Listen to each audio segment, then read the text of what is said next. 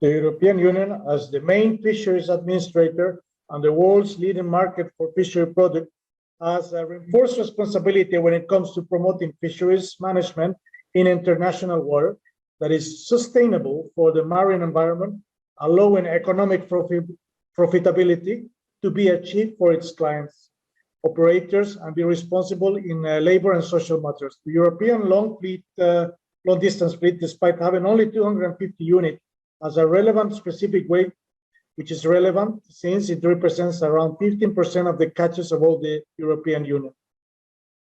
Measured both in volume and value, it's a fleet which operates within the legal framework of the foreign or international dimension of the common fisheries policy, which is precisely the area of study of the FarFish project. This fleet is represented by us, the LDAC, Long Distance Fishery Advisory Council, in which we produce recommendations, agree with other counterparts in the value chain, processing, marketing, and NGOs. We send this recommendation to the Commission and to the member states of the EU from the LDAC. So we are proud to have been partners in this FarFish project. We participated in many key actions of it. Its unique approach makes it different from other projects in which the stakeholders simply consulted at the end of the process. At FarFish, we are being participants in an inclusive and responsive governance that is allow us to be involved from the design to the completion. We have helped to define objective and priority, especially in 5 out of 7 work package and 5 of 6 case studies. First, I would like to highlight 3 main milestones to illustrate our participation in the project. The first will be training projects, science industry collaboration and partnership between the fishing industry and governments. An example of which I'm especially proud was the active participation of our partners in the fishing sector, especially from Galicia, but we also obtained participation from Italy, from Brazil, together with researchers and academics in a course that took place on the University of Tromsø in early 2020, before the pandemic, on marine management and innovation.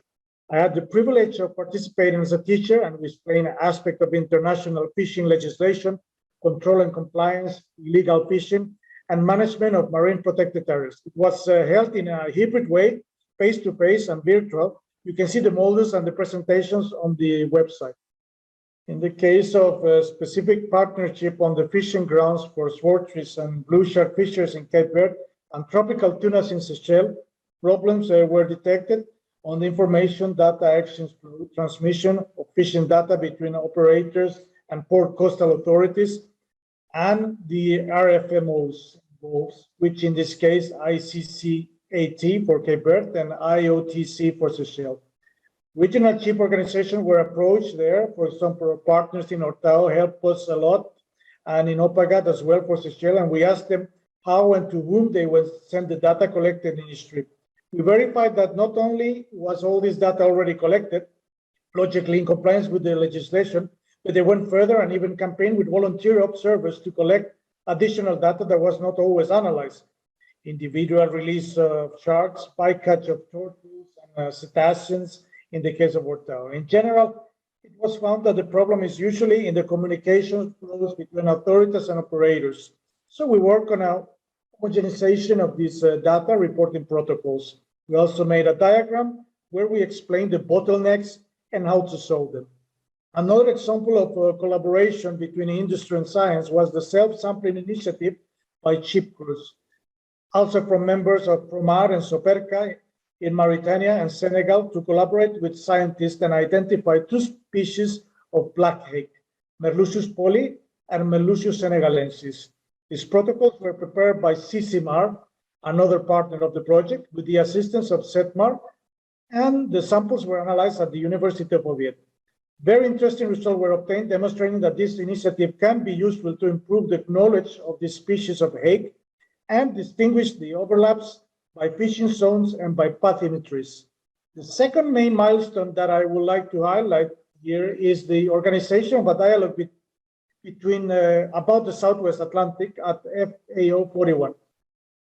Through the project, we achieved significant progress in scientific knowledge and what works and what doesn't at the management and control level in terms of fisheries, especially so for hake, squid, and giant squid in this area, where there is a clear deficit of governance due to the geopolitical tensions and the lack of an RFMO.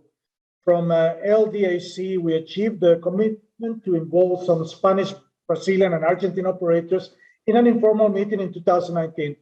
It was these operators themselves who proposed to hold an open dialogue forum in the form of a conference to carry out more scientific approach and analyze the conditions of the stocks and review the progress on the matter of vulnerable marine ecosystem. Highlighting example from the work of the LEO and the FAO, this conference of high seas was a success in terms of participation in its virtual format. It was held last year with more than 150 stakeholders from 25 countries. The idea was to have a bottoms-up approach to formulate anti-illegal fishing and scientific recommendations that could then be elevated to the political sphere in the medium term.